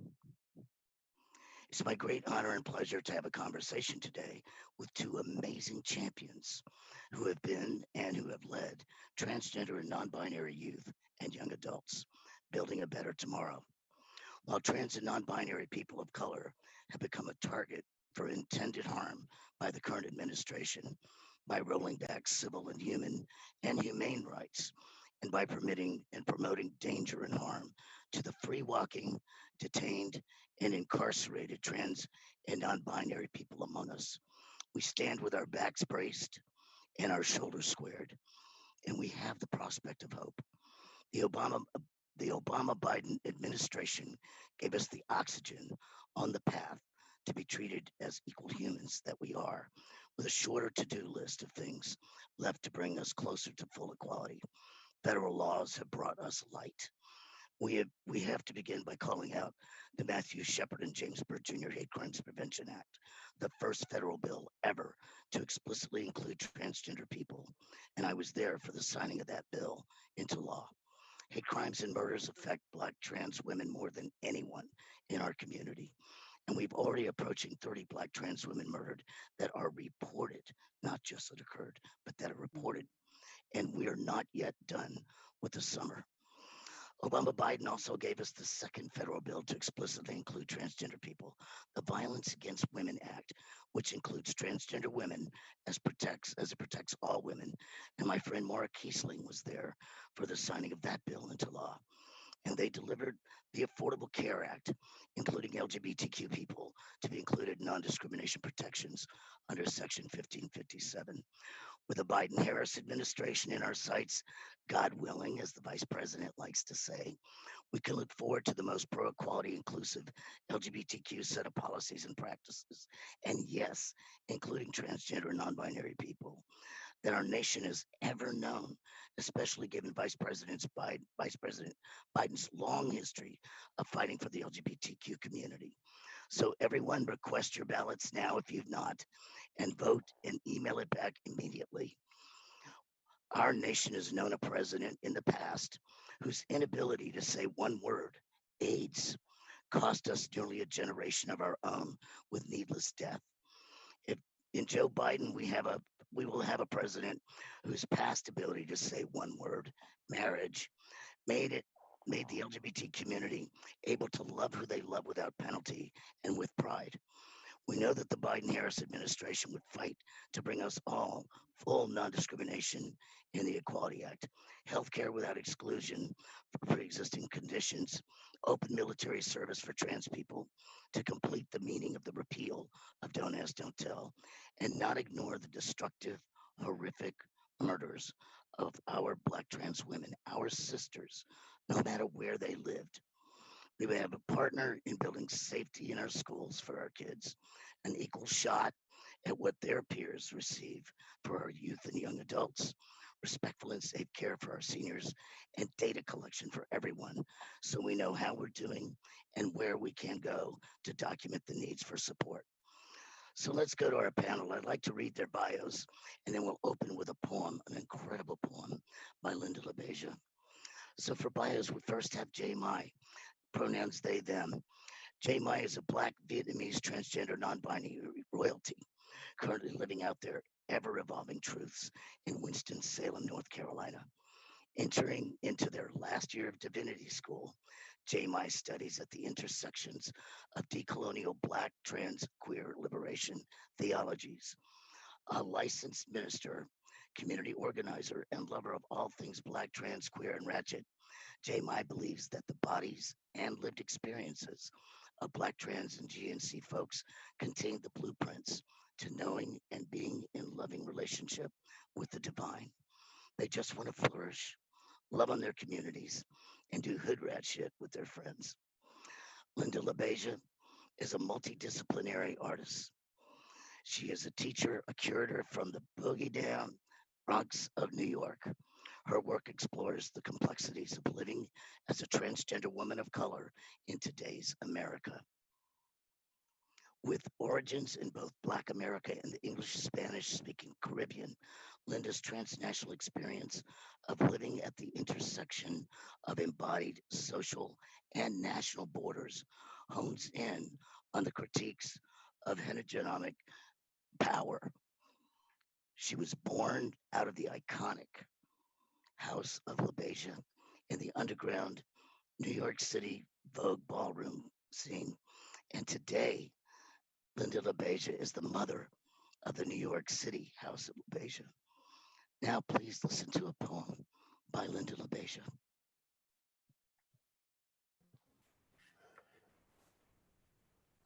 This poem is titled I Have Crossed the Atlantic. This piece was written in response to the Kara Walker exhibit at the Tate Modern in London. I was invited there December 2019 to present this work and to host an event in response to this very large exhibit, this large sculpture, Fons Americanus by Kara Walker, in tribute to the Atlantic slave trade. Am I more beautiful now that you have seen me dance, seen me prance and lay and give you drama and dismay, host, accommodate, entertain, give you my time and energy for a fee? Did I do something you liked? Do you like something I said? Did I give you something you need? Do you think you understand me better? Do you feel sorry for me? Do you feel pity? I wonder often, what if I stop moving, stop living, stop breathing? Would I stop grooving, stop existing, stop feeding? Would I be remembered, still, slain, still, forgotten, still, left to rot in some remote place like garbage? How sad. I have crossed the Atlantic to walk in the shoes my ancestors never had, to feel their footsteps in the clothes they didn't possess. I have crossed the Atlantic to wear layers, to warm the spirits left cold, shipwrecked, diseased, battered, and bloody, to reclaim the money they were sold for, to retrace the steps of my ancestors' wildest dreams, to reverse time, to cross waters backwards, to a land I've never seen. I've crossed the Atlantic to further discover me, to dig deeper into what has always called me there. Elton John, The Lion King, Can You Feel the Love Tonight? My Antiguan mother's love for the Beatles, Harry Potter, Amy Winehouse's whole career, God and the Spice Girls. I collected those stickers in second grade. Secret Diary of a Call Girl, that Showtime special, told me everything I needed to know about being a sex worker there in the UK. But those were white ideals passed down to me by television and media. So today, I'm here for Kara Walker, for art, and to walk in the protection of my ancestors, the protection they never had, to be glad for the privilege to experience this other half of the world, even if I feel alone. I am the daughter of waters my mother gave birth to. Before she prayed the predicted daughter inside her away with that sentero, I was the daughter of Yamaya. I am the before, I will be the after. I've spent my whole life doing for others, working for others, feeding others, watering others, that now I must water me. They call them monuments because they are monumental. And this moment in my life, in our lives, feels so monumental. It gives me hope for what the future can be. Maybe I will live to see a monument of a woman like me. The way I saw Stonewall 50, hopefully that statue is Marsha P. I have crossed the Atlantic to let past generations speak. Those spirits that have woven, have opened and chosen me to usher in as an agent of change, to be perceived a monster, a demon, a fallen angel off the page. Here is where I hope for a career sweet and soft as Corinne Bailey Rae, as deep, vast, and vulnerable as the fabulous Sade. May this moment in history manifest more monuments like these to replace the old ones that no one really cares to see anymore. May their emergence and long overdue establishment and existence remind everyone of our terrible, ugly, and hurtful Black world history. For every piece that's fragmented, trauma-induced into a mystery, left to the imagination, interpretation, undocumented secretly, may we archive another Black hymnary. My delivery will not be kind. I have crossed the Atlantic and have yet to find peace. I speak for the ancestors that never could speak. I speak for the ancestors that could only scream or weep. I weep for the ancestors that have just cried themselves silently to sleep. Bodies on bodies, murder on murder, genocide on genocide. My Black trans life is a miracle to breathe. My Black trans life is a wonder to see. So no, I will not shuck and jive. I will not entertain. I will release. I will unleash without refrain, so that even if you forget my words, you damn sure won't forget my name. You will remember me. I will run my black ass mouth until the day stillness has come to visit, and maybe next I'll cross the Pacific. For I have crossed the Atlantic alone without a boyfriend or a spouse to find a glimmer of a lighthouse, a spark of hope. I journey alone to find a new home away from toxicity and family, corruption and government, fast paces and no aces, just too many troubled jacks. The artist in me says I'm a New Yorker, but I've never felt American. I don't know the Pledge of Allegiance. Those are not my systems, the way that is not my president. Call me New Eurekan. My mother's Antiguan, but first and foremost, I am Black. I'm a Black transgender woman. I manipulate sands of masculinity with waves of the future feminist movement. My presence requires a level of care and understanding that most don't know. Hell, I cross oceans alone. I've crossed the Atlantic in fear. No family here, no one I know, no friends, no enemies. I think, will I be targeted here? What are my chances? Will someone help me? Will someone help me? Are you my friend? Can I find a home in you? Do you feel sorry for me? Do you feel sorry for me? Do you pity me? Am I human too? Where can I rest? Where can I rest? Where can I rest in peace? Where is it safe? Where do I belong? I've crossed the Atlantic to feel spirits lost. I've crossed the Atlantic to respond to this call. I have crossed the Atlantic to stand for the many who never had a chance to even crawl, to turn time forward, across water backward, to progress, create, and remember history with you all. I hope and wish and pray that I soon find somewhere I belong. Thank you. So magnificent. Thank you so much, Linda. And now the panel.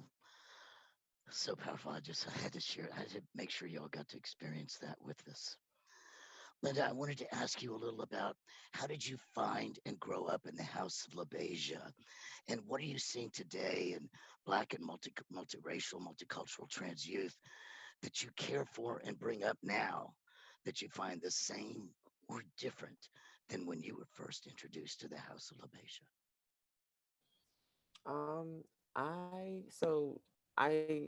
When I say that I was brought up in the House of LaBeija, what I mean is that's where my transition began.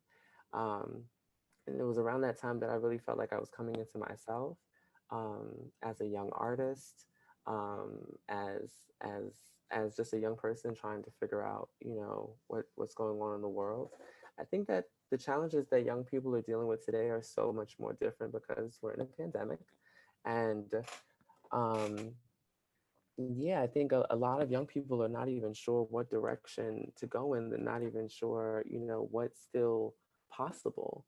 And I think it's more than afraid, hope. I think it's an adjustment. I think it's a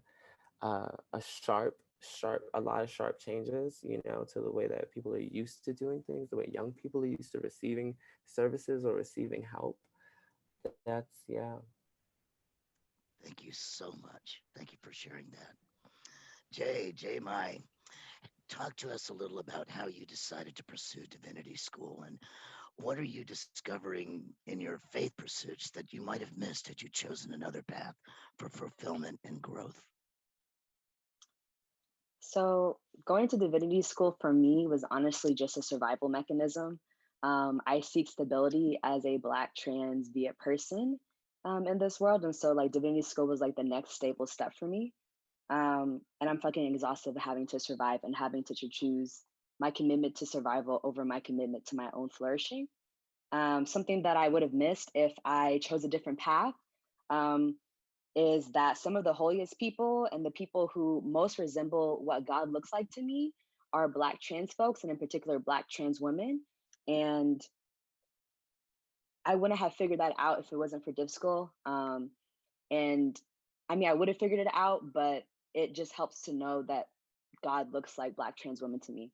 And honestly, like, we know that the most vulnerable and unprotected people in America are Black trans women. And honestly, this party isn't doing enough to protect them. It's not doing enough to like really be upfront on the ways in which it has failed Black trans women. And so if you aren't doing anything to tangibly support Black trans women right now, you need to get your shit together and do the fucking work, or move the fuck out of the way so that people who are doing the work can give our roses to our sisters while they're still here. Thank you so much. Next point is for Linda and Jay, for both of you, Linda LaBeija and Jay Mai. What kinds of questions do our Black, Brown, API, Native, or multi-race, trans, and non-binary youth ask you that remind you of what you asked when you were their age? And what are they asking you that you never thought of?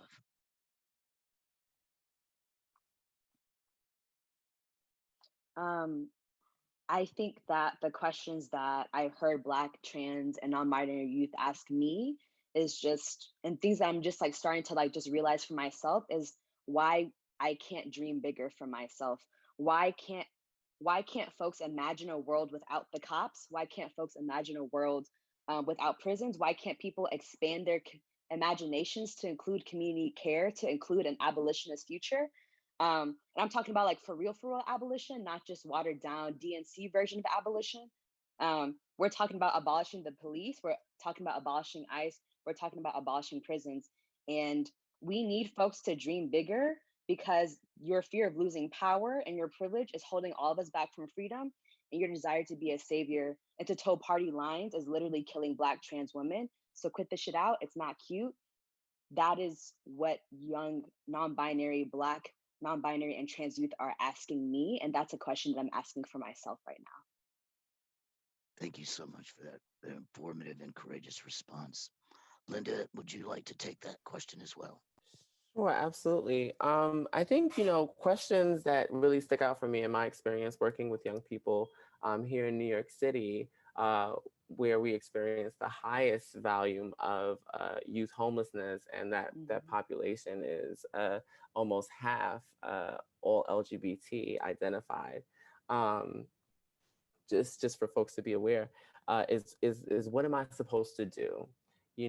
I think our youth and I think our people, LGBT people, are consistently discriminated against, or consistently judged, or consistently ridiculed, and made to feel shamed, and are pushed out of opportunities, whether it be scholarships, whether it be employment, whether it be housing. And at this point, I think we've reached a moment where there's so much more visibility, right? And this is great, right? This is awesome that we can see this kind of diversity in media. However, I think that there's a conversation not being had to bridge between communities, right? To essentially stop the violence that is happening. And I think it's all just a lack of resources. When we're talking about defunding the police, we're talking about pouring back into the community. We're talking about community centers. We're talking about the importance of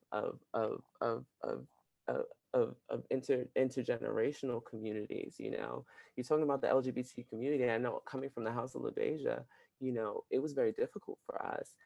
Coming in, I came in 2011, and our leaders were coming out of very rough times, having lost many people to the AIDS epidemic, having lost many people to incarceration, having lost people to violence, to it, to mental health. Like these are real issues that have affected communities of color for generations. I visited Seneca Village recently and was even more shocked by that history. It just, it goes on. Thank you so much.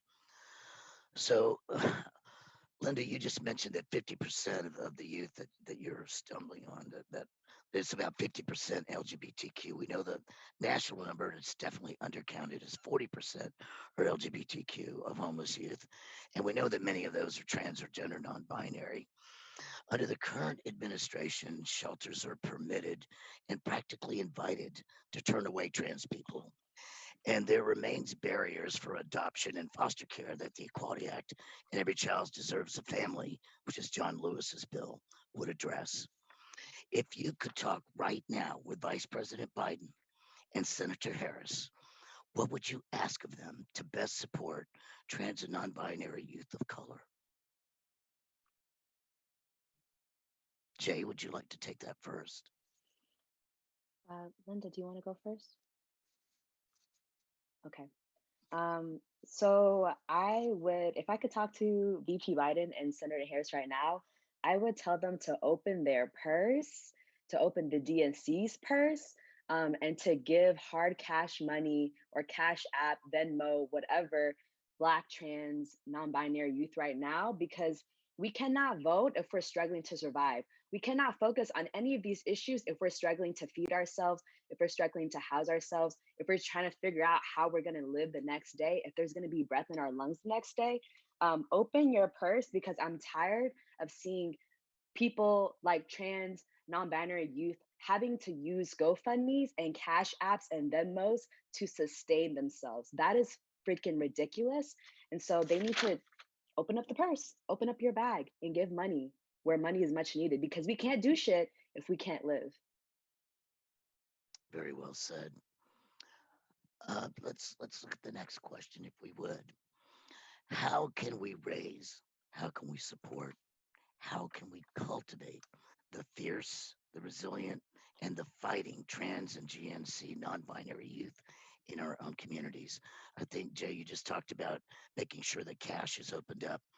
What I know that young people come to you, and what do you do in a way to lift up, to celebrate their resilience, or what do you tell them to do?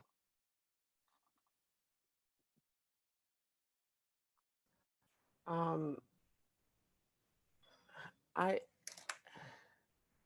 I think, and I think that's the issue, is that what do you tell these young people to do? You know, when they're being followed into whatever few service providers they can actually seek by men that want to use them for sexual favors. You know, like what do you tell TGNC people that are experiencing discrimination at work, you know, and not being able to advance or losing their job? Like, what do you tell people to do when there are no more housing options for homeless youth? You know, I think I would say that there needs to be support provided to communities of color. I think that it needs to be recognized how important the innovation and the usefulness of diversity can really enrich a lot of our systems, right? When we're actually working collectively toward a common goal, because I think, many people have a common goal. I just think that, there's a lot of etiquette and expectation around how we all need to go about doing it. And I think it's just time to throw it away and just allow what we're seeing now is an allowance of accessibility, in the presence of this virus, the openness to consider, other people, in our space and with each other, and I think there's a power to that we have to hone in on. I don't know if that answered the question. Oh, you did. I mean, I think you answered it even with the first line, which is, that is the question. What do we say? Jay, we've got about 30 seconds. Is there anything you'd like to do to close? I would just say support LGBTQ plus organizations that actually center like Black, trans, and POC people, because the big mainstream ones don't, to be honest. And then also people are still protesting out here in these streets. People have been continuously protesting every single day, and I can guarantee you that they're led by Black trans youth. So listen to them, let them lead. Thank you so much. Thank you so much, Jay Mai, Linda LaBeija. Thank you so much.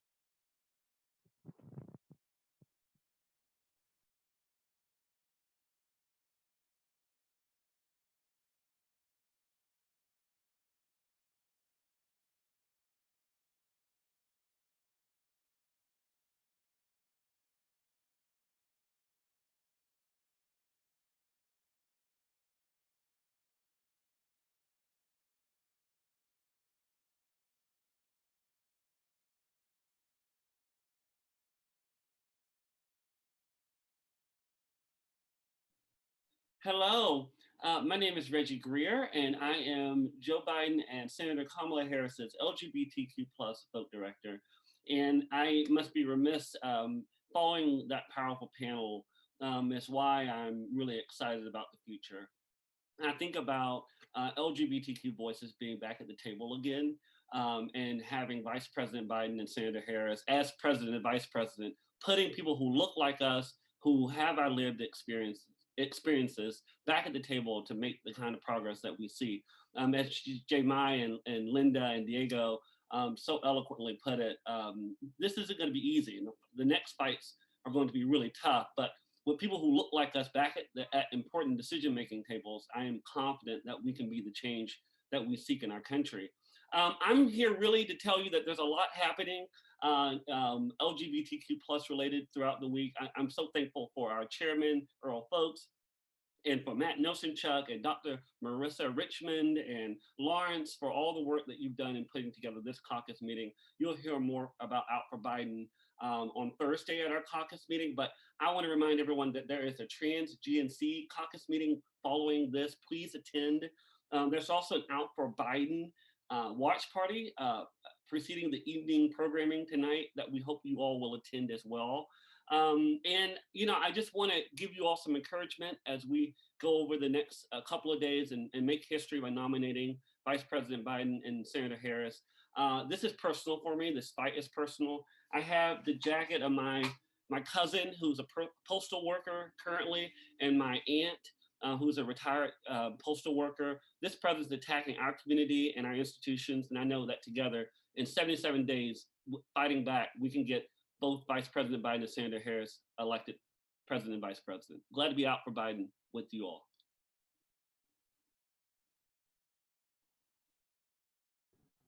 Thank you, Reggie. And I want to take this opportunity to thank the panel and to thank Dr. Richmond and Shannon for their wonderful tribute to Babs, who I get emotional even thinking about Babs, because we came onto the DNC together and we worked together so much, and it's hard to believe that Babs is gone, and it's such a fitting memorial. And I'd like to dedicate the victory that we're going to have in November to Babs for the hard work that she's done to get us to where we are. We are at the end of our time. We will be coming back on Thursday, and let's remember why we're here. We're here to elect a progressive pro-LGBT ticket. We're here to elect and to lift up pro-LGBT officials up and down the ballot. It's not about just winning the presidency. It's winning all the Democratic races and elevating our community and elevating our people and elevating our issues. So I want to take this opportunity to wish you a good afternoon and thank you for participating. And we hope to see you back on Thursday at the same time from 11 o'clock Central Time and 12 o'clock Eastern Standard Time. Thank you very much. Have a good evening, good afternoon, and watch the convention tonight. Thank you.